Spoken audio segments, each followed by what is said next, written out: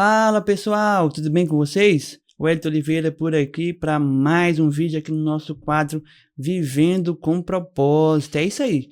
Pessoal, preste atenção. Hoje o assunto está muito interessante. Porque preste atenção, para viver de propósito, de acordo com o propósito de Deus, você tem que abrir mão da sua vontade. Você sabia disso? Às vezes até dá um bug, né? Você pensa, poxa, peraí, viver de propósito, abrir mão da minha vontade, como assim? Mas é isso.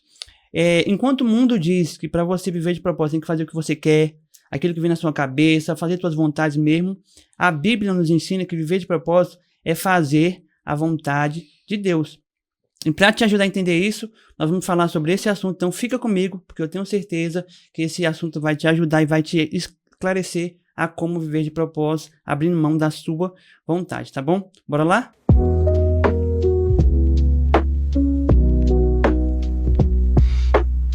Pessoal, e para ajudar a falar sobre esse assunto, eu trouxe aqui hoje mais uma vez meu amigo pastor Davi Moraes. Pastor, obrigado mais uma vez por estar aqui conosco. Que negócio é esse? Que para viver de propósito eu tenho que abrir mão da minha vontade. Nos ajuda nesse assunto aí. Ajuda o pessoal de casa também. É, isso aí. De fato, nós precisamos entender, né, essa questão de que nós precisamos não viver para nós mesmos, né? Não viver para si mesmo, não viver apenas segundo os seus ideais. E assim a gente vai vencendo o egoísmo, né? E assim a gente vai rompendo com essa vida individualista que hoje nós queremos viver e somos programados para viver, né? Tudo hoje é individualista, né? Tudo gira em torno de si mesmo, né? Cada um tem as suas coisas, o seu celular, já tem uma configuração pessoal, por exemplo. Esses dias eu estava observando, você pode criar várias contas, por exemplo, na Netflix, para ter a sua conta, a minha conta, por exemplo, né, de acordo com o que a gente quiser assistir. E isso vai aumentando o senso de que a gente pode viver para nós mesmos, vivendo os nossos gostos, as nossas vontades, né? E eu quero trazer um texto que está em 2 Coríntios, capítulo de número 4, verso de número 14. Quer dizer, capítulo 5, verso de número 14 e 15. Pois o amor de Cristo nos constrange, julgando nós isto: um morreu por todos, logo todos morreram. E ele morreu por todos para que os que vivem não vivam mais para si mesmo, mas para aquele que por eles morreu e ressuscitou. Então, o apóstolo Paulo, nessa segunda carta, é um tratado de defesa do seu próprio apostolado, né? A segunda carta de Corinto, o apóstolo Paulo está defendendo o seu apostolado e ele está trazendo à tona, principalmente, a questão de que aquelas pessoas entendam o que ele renunciou para poder ter o seu ministério, o que ele passou, né? Paulo, se você pensar, era um homem que tinha tudo antes de servir a Cristo. Era um homem que tinha uma cidadania romana, era um homem que tinha um alto cargo dentro da cúpula do farisaísmo naquela época. Era um homem que vivia regalias por conta da sua vida. Até que teve um encontro com Deus. E aí ele precisou abrir mão de tudo isso, né? Precisou abrir mão da sua cidadania romana para se tornar um cidadão do céu. Precisou abrir mão da sua religiosidade farisaica, né? Para poder viver um cristianismo puro e simples, de fato, como se deve ser. E manifestar o reino de Deus aqui na terra. Não é à toa que Deus o escolheu para ser talvez o principal sistematizador da fé evangélica, da teologia cristã, né?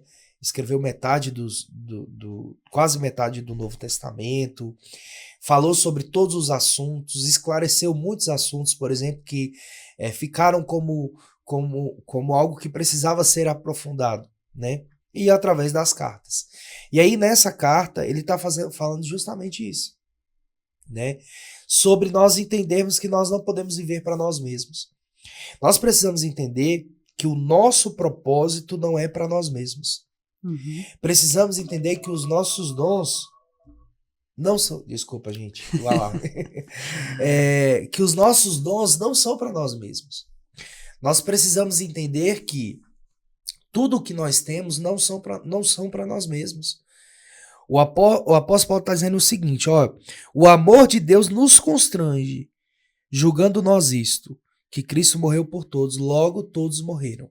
Então aqueles que morreram, e Jesus no seu ministério terreno, ele disse, quem quiser seguir após mim, primeiro, negue-se a si mesmo. Depois, toma a sua cruz. E por último é que vai seguir. E me sigam. Então há duas condições para aqueles que querem seguir a Jesus Cristo. Para aqueles que querem caminhar com Jesus Cristo. Que querem viver uma jornada com Jesus Cristo. Quais são essas duas condições? Negue-se a si mesmo. É impossível viver o cristianismo sem negar a si mesmo. É impossível viver o cristianismo sem abrir mão, muitas vezes, do seu querer, da sua vontade, em prol do outro. Ah, eu queria estar fazendo isso, eu queria estar de férias, eu queria fazer aquilo, mas eu preciso cumprir essa missão. E aí eu vou precisar abrir mão muitas das vezes disso. É lógico, eu tenho uma tese, uma ideia de que o lazer também glorifica a Deus. O descanso também glorifica a Deus. E é bíblico também, né? E é bíblico.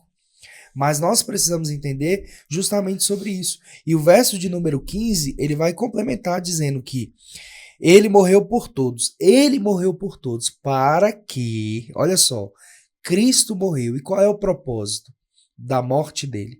Para que os que vivem não vivam mais para si mesmos. Eita, aí pesa, hein? Isso não é fácil, né, pastor? Aí é difícil, né, pessoal? Esse versículo aqui é difícil, né? Comenta aí se você acha que é difícil, se você acha que é difícil não viver para si mesmo.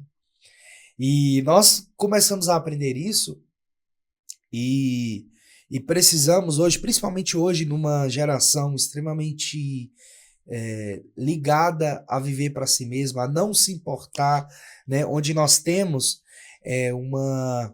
uma teologia coach que quer muitas das vezes te incentivar apenas a viver para si mesmo, a sua vida, os seus objetivos, as suas metas e por aí vai, né? Todo final de ano a gente faz um projetando lá na igreja, são 12 dias consagrando o nosso ano, orando, apresentando ao Senhor o nosso ano, e uma das coisas que eu oro é para que eu consiga exercer o meu ministério me entregando mais pelas pessoas.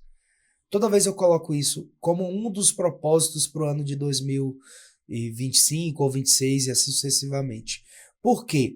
Porque a gente precisa entender que ministério, que viver o propósito de Deus é abrir mão de si mesmo. Um pastor muitas das vezes vai precisar abrir mão da sua família, de tempo com a sua família para atender alguém, para consolar alguém, para visitar alguém, para orar por alguém, né? Vai abrir mão, por exemplo, do seu descanso muitas das vezes para ir a um hospital, para ir a um local visitar alguém. Então, o ministério, o propósito de vida, ele está intimamente ligado a não viver para si mesmo, a não querer que as coisas saiam do seu jeito, da sua maneira, né? E é lógico, a gente vai amadurecendo e isso vai aumentando cada vez mais, né? Essa ideia, essa prática de propósito de vida vai aumentando, porque você vai entender, não, quando você é solteiro, a sua vida é solo, podemos dizer assim. É desse jeito. Mas quando você se casa, você já não consegue mais pensar em si mesmo apenas, tem que pensar no outro. Quando você vira pai, aí você tem ainda o propósito de pensar não apenas em si mesmo e na esposa ou no marido, mas pensar nos filhos. Exatamente. Então você vai crescendo e amadurecendo e desenvolvendo. Por isso que há uma campanha para que a gente não estabeleça família. Porque a família, eu costumo falar que a família é o maior discipulado que existe. Porque é lá que você vai aprender a renunciar, lá que você vai aprender a perdoar todos os dias, lá que você vai aprender a exercer o amor diariamente, independente das circunstâncias. É na família. O núcleo familiar é uma uma estufa discipuladora, podemos dizer assim. Vai te preparar ali, né? Vai Vai dar mais te preparar. paciência, porque, mais meu paciência com o marido, com a esposa, com os com filhos. os filhos. Então, por isso que hoje há uma campanha para que não se estabeleça família, não, para que os nossos jovens não se casem. E você, jovem que está assistindo esse podcast, eu quero dizer para você, existe um propósito de Deus para a sua vida e é estabelecer uma família. Entenda que a família que você estará constituindo vai glorificar a Deus. E o modo como você estabelece essa família, você estará de maneira clara vencendo o egoísmo e pensando mais no outro. Então, isso é importante para que a gente possa vivenciar ou não viver mais para si mesmo. Uhum.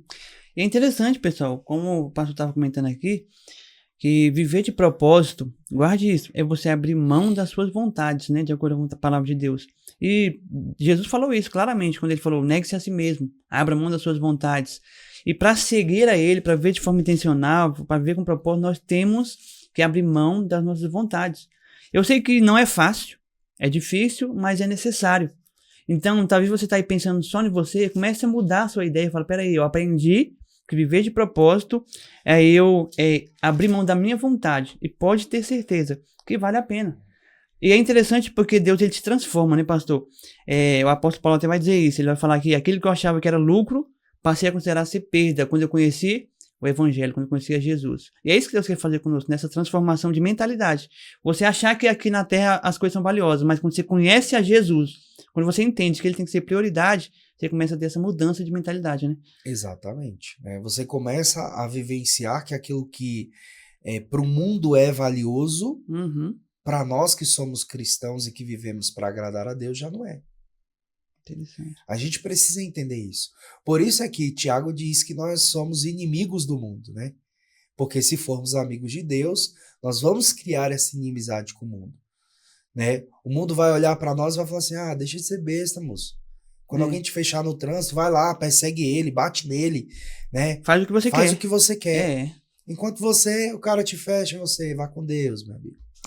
Muitas das vezes. E é difícil, eu não vou falar que é fácil você fazer isso não, porque a vontade é você deixar a carne reinar, né? É sobre isso. Martinho Lutero tem uma frase que fala o seguinte, né? Eu pensei que nas águas batismais o velho homem tinha morrido afogado. Mas eu descobri que o miserável sabia nadar. Então, querendo ou não, ele vem, vez ou outra, querendo ressuscitar. Né? E eu quero concluir com um texto que está em 1 João capítulo 3, verso de número 16, um texto conhecido que diz assim, nisto conhecemos o amor, que Cristo deu a sua vida por nós. Olha só. Conhecemos o amor no ato de Cristo entregar a sua vida por nós. Mas olha só o complemento desse texto que vai dizer o seguinte, e devemos dar a nossa vida pelos irmãos. Olha só.